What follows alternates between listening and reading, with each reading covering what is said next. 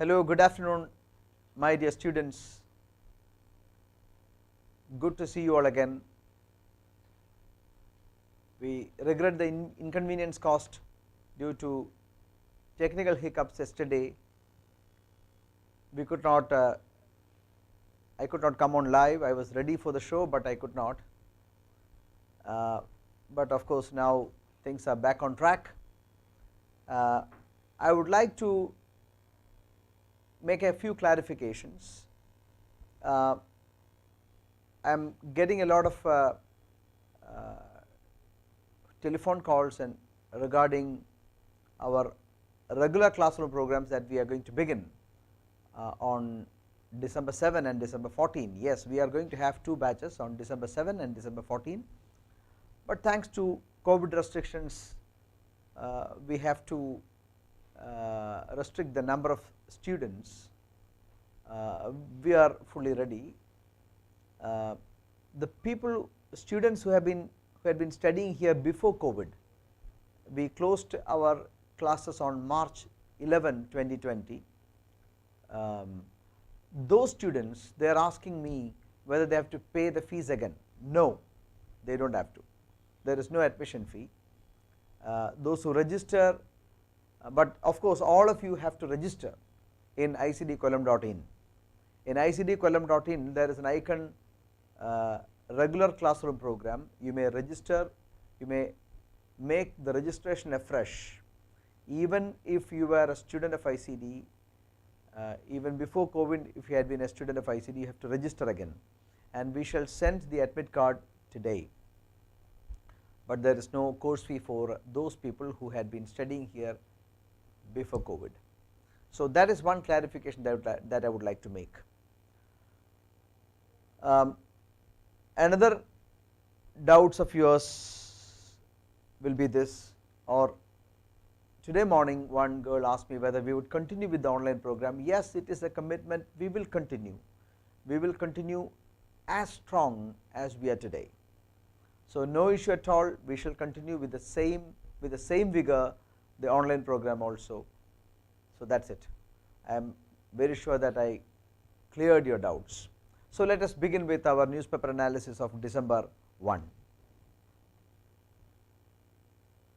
Centre invites farmers union for talks. It looks as if the central government is really in the dock. More and more farmers are trying to block roads to Delhi. In fact, the government blocked the farmers. Now farmers block basic supply to Delhi. I was reading in the newspapers of today that out of around 2,000 truckloads of food items that come to Delhi are halved. So Delhi is going to face supply issues. So farmers' plight, government has to listen to farmers. There is no, there is no hard and fast rule as such. If law is made, whatever the things be, government has to listen to the farmers. Farmers have to be heard. Otherwise, we are going for a very big problem. We have to see. The farmers' unions from Punjab, which have been protesting at key entry points to Delhi against the recent farm sector laws, have been invited for talks. Government may have to concede. Sometimes some of the decisions taken by the government be really good, but then government has to convince the farmers. They have got concerns regarding the possible closure of APMCs. They have got concerns regarding the withdrawal of minimum support price. Government has said that they will continue with minimum support price, but farmers are not convinced. We have got many things to be doubtful about.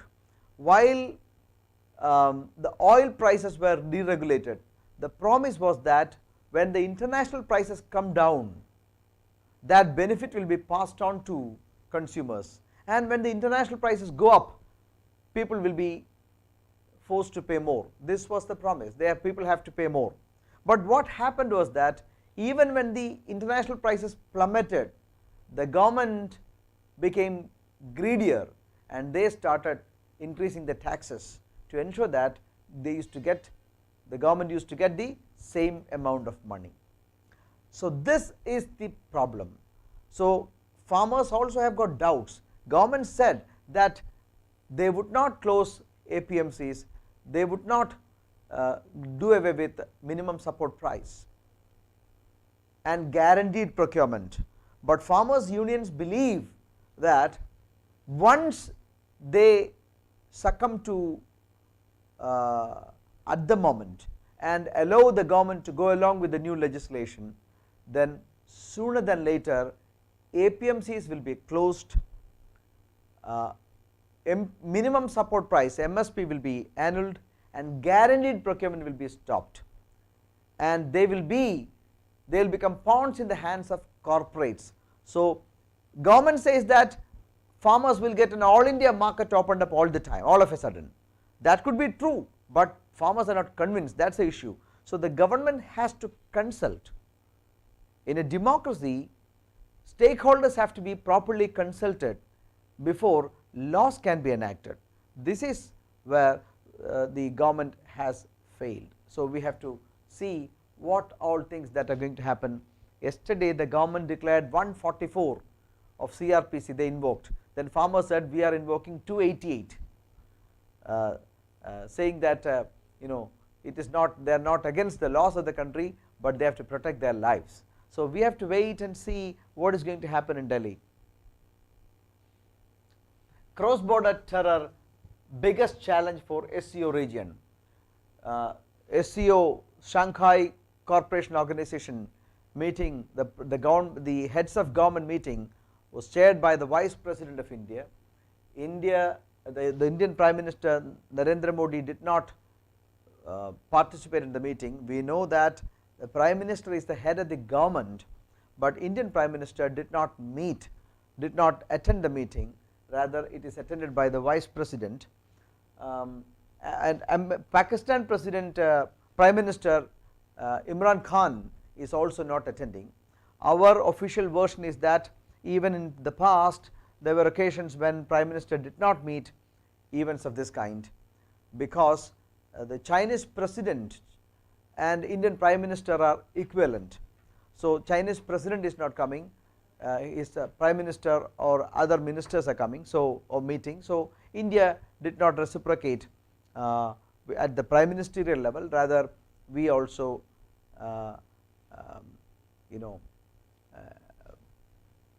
asked our Vice President to chair the meeting. So India is this year's chairman of SCO, Shanghai Cooperation Organisation. The meeting is not chaired by the Prime Minister, rather it is attended by the Vice President of India, 𝐂𝐚𝐥𝐿 Naidu, and Prime Minister Imran Khan is also not attending the meeting. Shanghai Cooperation Organisation comprises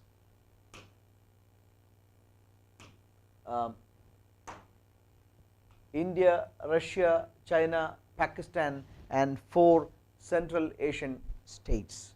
So that is Shanghai Cooperation Organisation.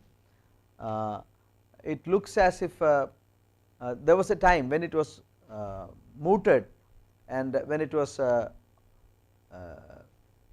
when it became operational, there were a lot of expectations that trade amongst this network of countries will improve, but thanks to the arrogant stance of China, SCO seems to have lost its sheen.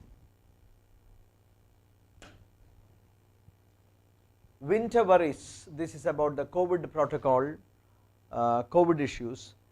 During the winter time, the government and the health ministry believes that there is every chance that COVID would go for its second spate.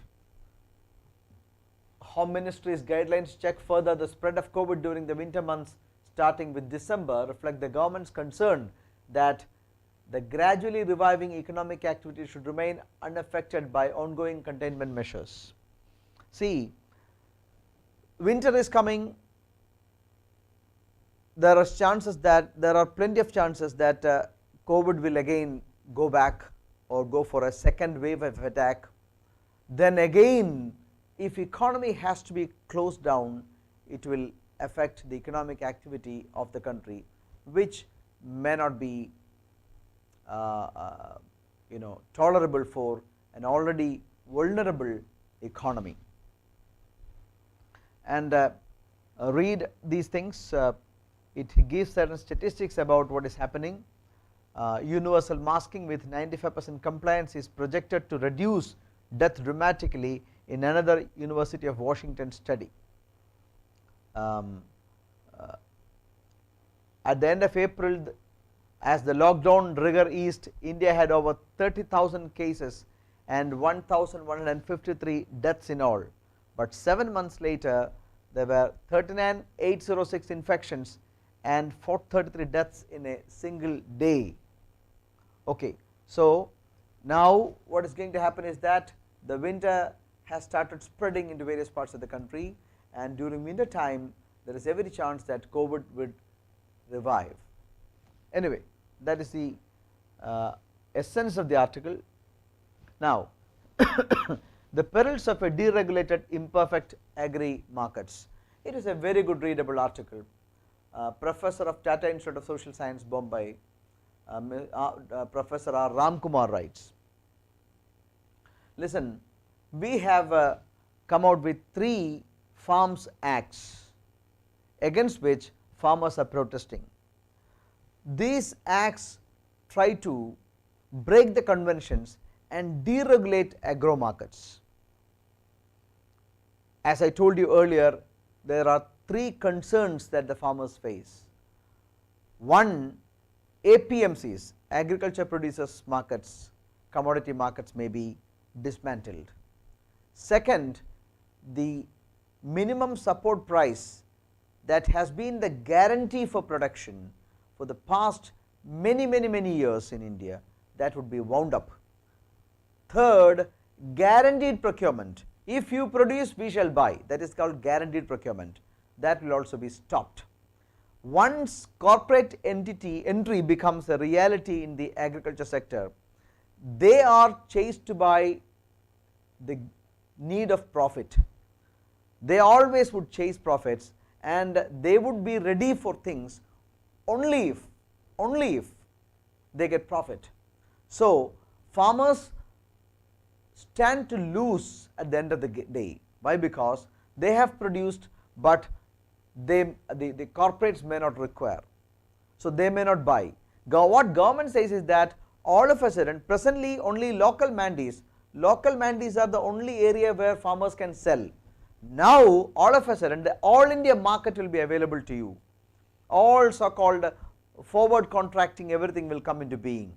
This will in turn increase the choices of farmers, and this will in turn double the farmers' income by 2022 as government envisaged. But farmers are not convinced, and what is going to happen is that corporates may not look at the welfare of the farmers, they will look at only their profit welfare. So farmers have got every reason to be worried about. That is the essence of the article. The fate of minimum support price, transaction cost, more mandi is needed. These are what Professor Ramkumar says. What we require is not dismantling of existing mandis, but the article says that we require more mandis. So please read a good article, you can have good ideas. Buddhist philosophy connects SCO nations. The virtual exhibition on the shared Buddhist heritage of Shanghai Cooperation Organisation countries was launched by Vice President 𝐿𝐴𝐴𝐴 Naidu during the meeting. This can be a good thing for even your examination. Virtual exhibition on the shared Buddhist heritage of Shanghai Cooperation Organisation countries was launched by Vice President 𝐿𝐴𝐴𝐴 Naidu during the SCO Council of Heads of Government meeting that is done through video conferencing. So Cultural Ministry said the exhibition is curated by National Museum Delhi. So it is made by, The exhibition is curated by the National Museum, Delhi. They are the curators of this particular exhibition. So, please look at this. This is going to be very important.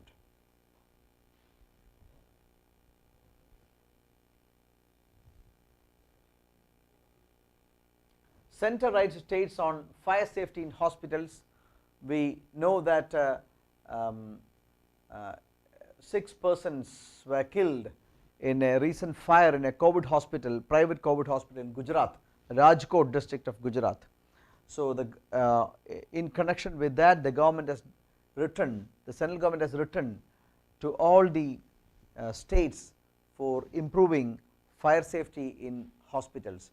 So, this news has to be taken into account. In fact, I asked in one of my daily questions, Rajkot hospital where 5 persons were burned to death in a fire accident. Sheetal Amte,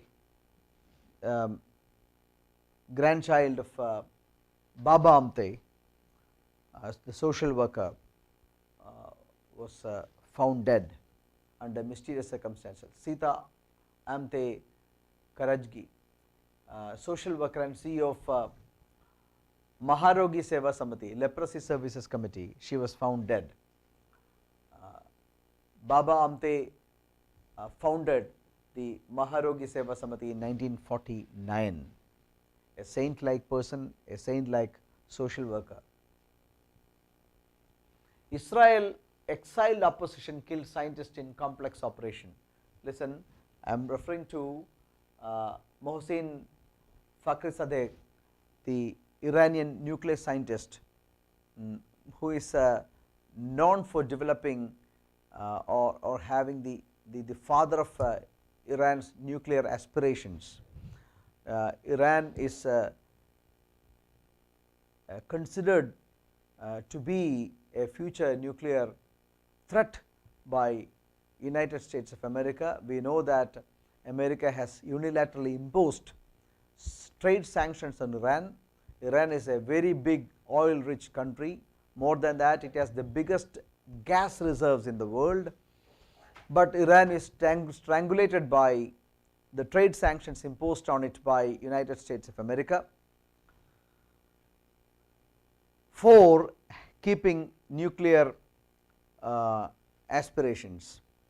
Iran in 2015 signed a nuclear agreement with the United States of America, saying that it would not develop nuclear weaponry, and sanctions were subsequently lifted. But in 2018, President Donald Trump reimposed sanctions on Iran, and then that day Iran moved out of the agreement, the nuclear disarmament agreement. So, Iran's nuclear scientist was killed by unknown persons while he was moving from one of his offices. So, Iran takes revenge, says that to take revenge on the killing of the nuclear scientist. So, again the Central Asia is going to be more difficult place. So, let us see what is going to happen. Biden intends to nominate Neera Tandon as OMB chief. So, American president is the executive president. A good percentage, maybe 50 or 1/3 of his staff can be nominated by the president, 1/3 of the total bureaucracy. I do not exactly remember whether it is 1/3, a big number of a percentage of the staffs can be nominated, key positions can be nominated by the president. So, American president is an executive president, and a person with Indian origin is going to be the director of the Office of Management and Budget, a very key position in American administration. Bank capital in India, Sri Lanka to fall more than the other emerging markets. Very, very important question. The non-performing loans will rise most of the banks in India and Thailand because of the greatest shock to their economies and the historically poor performance of certain loan types. Certain loan types are performing very badly, and the shock will be very big for Indian and Thailand markets. Banks, the non-performing assets are going up. Non-performing asset means loans that are not paid back promptly. Thanks to COVID, industry is in big troubles, repayment will be difficult, so bank will also face the issues. Bank NPAs may go up, which may derail many banks. So whether the economy, whether the banks will be able to survive the bad weather is what everybody is looking at. Times may not be that good for banks. Presently, the till August 31, businesses had the cushion of moratorium, but now the moratorium is taken out. There is no longer protection of moratorium, so the repayment may be under stress. That will subsequently affect the strength of banks. So please read a good readable article. Consumer spending to rebound in 2021, says Fitch. Fitch is a credit rating agency. I told you many times before that Standard & Poor, CRISIL, Fitch, Moody's, these are all famous credit rating agencies. So they have in their one of their recent reports say that consumer spending is to rebound in 2021. Already now it is subdued, consumer spending is subdued. During economically bad weather, bad time, people would spend less. They will be apprehensive of spending their money. They may postpone their buying decisions. So thanks to all these things, their income is low, income does not come to, economy was locked down, so people were not having income. So through one side the income is coming down, through the other side prospects are bleak, economic prospects are bleak. So what will they do? They will either reduce buying or postpone their buying decisions. So the economy theoretically went into a recessive mode. For the last 2 continuous quarters it was a negative growth. That is the reason why we call that we have entered into a recessive mode, but there is hope that economic revival may take place thanks to a rebound in consumer spending in the year 2021. Let it be like that. In nominal terms, total household spending will be only 1.2% higher than what it was in 2019. So please, they are trying to substantiate the headline that there will be economic rebound in 2021.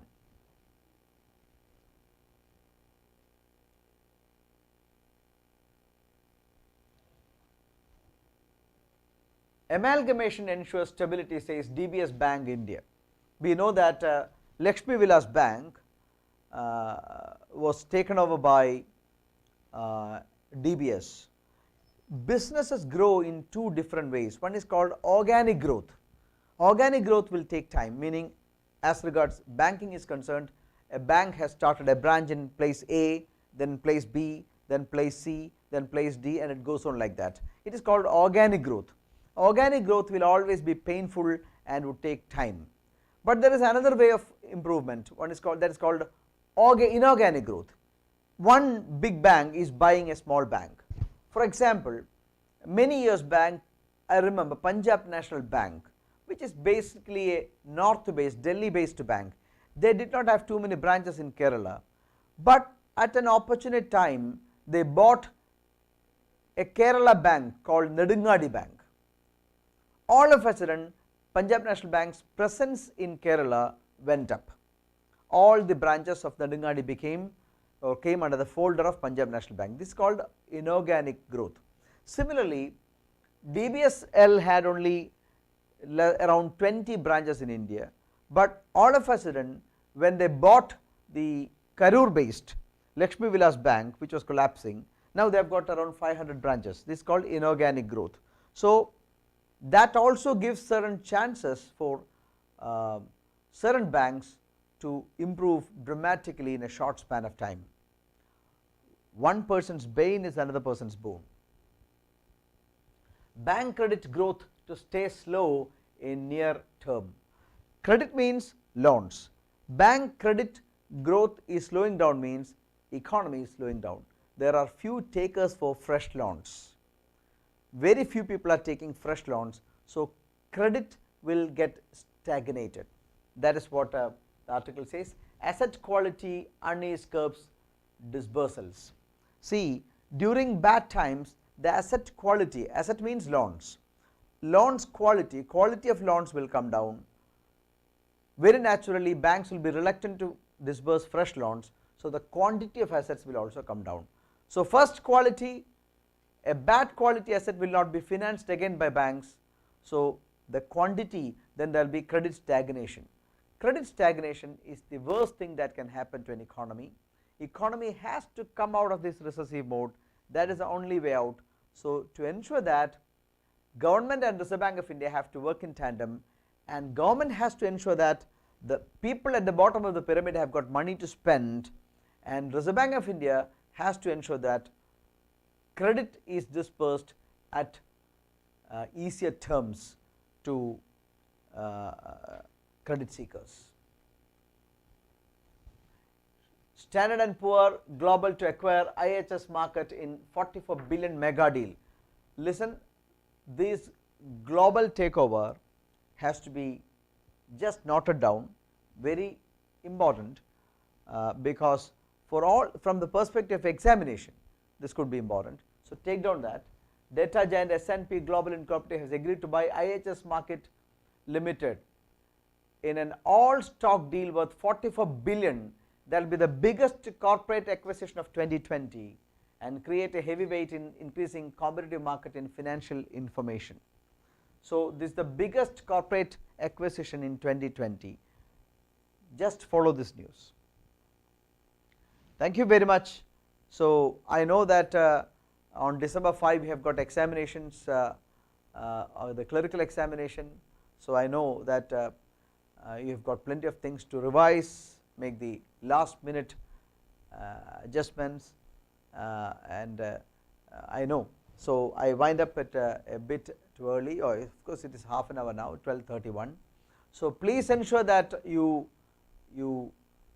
learn with enthusiasm. Plenty of opportunities are coming up. State Bank of India's clerical notification is expected in January.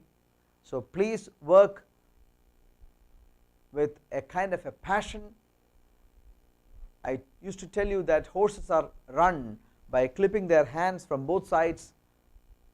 Run like a horse towards your goal. Have a very good day ahead. Goodbye.